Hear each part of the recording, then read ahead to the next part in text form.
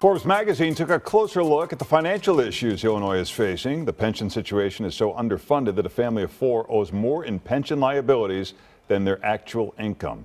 It would cost every person in Illinois about $19,000 to cover the state's $250 billion pension liability. Joining us now is Adam Andrzejewski, CEO and founder of OpenTheBooks.com and a senior policy contributor at Forbes. Thank you so much for joining us this morning. Well, good morning, Larry and Robin. Good morning. Happy to be on the program. Thanks for being with us. I think, everyone here in Illinois knows that we've got a big pension debt, but when you break down those numbers as to how much each person in Illinois owes, I think it's kind of astounding to people. Well, I think it is, and Illinois just may have crossed the Rubicon. I mean, who has the plan to bring the state back when your unfunded pension liabilities are $250 billion? And there's only 13 million people in the state here to pay it. It's unsustainable. And our viewers can see this website that I have up here where you guys show where Illinois public employees have salaries and pensions $100,000 plus. You can put in the zip code and you can see the number of employees there. So Adam, let me ask you, just so that we're comparing apples to apples here, are these employees who do not pay into Social Security so they have to pay into a pension, or is that not part of this?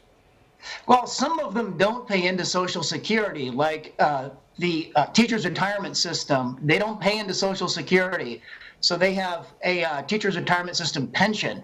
Within that system, we found that there's over 30,000 current educators, administrators, and teachers that either have a current salary or are retired on a six-figure pension. So the teachers and educators we mapped everybody, all 110,000 Illinois public employees that either have a current salary of six figures or more or are retired on a six-figure pension.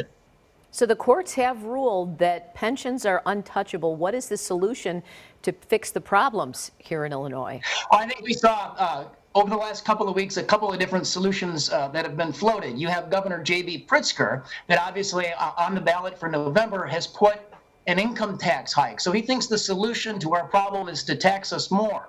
Looking at your property tax bills, I don't know if we can tax our way out of this program. You've got Don Harmon, he's president of the Illinois Senate, and he wrote a letter a couple of weeks ago to Congress asking for a $40 billion bailout. The critics balked. I don't think there's national traction for that. And then you had Senate Majority Leader Mitch McConnell suggest that states like Illinois should go bankrupt and clean the slate. We had a graphic up a moment ago, and maybe we can take another look at it. Not only do you have a tree trimmer making $100,000, there's a list of some of the other state employees making quite a bit of money. Does this look a lot different from other states, and do other states have people who are double dipping into pensions, or is this just an Illinois issue? Well, Illinois is set up for the double dipper. We have about 600 different pension systems, so it's very easy to dip in and out of a pension system for an extra pension or two. Compare that to Wisconsin. Wisconsin has 3 pension systems. It's very tough to double dip the system over there. And I want to point out one educator. He's a finance administrator. He retired from Schaumburg District 54, and his pension now is about $300,000 a year.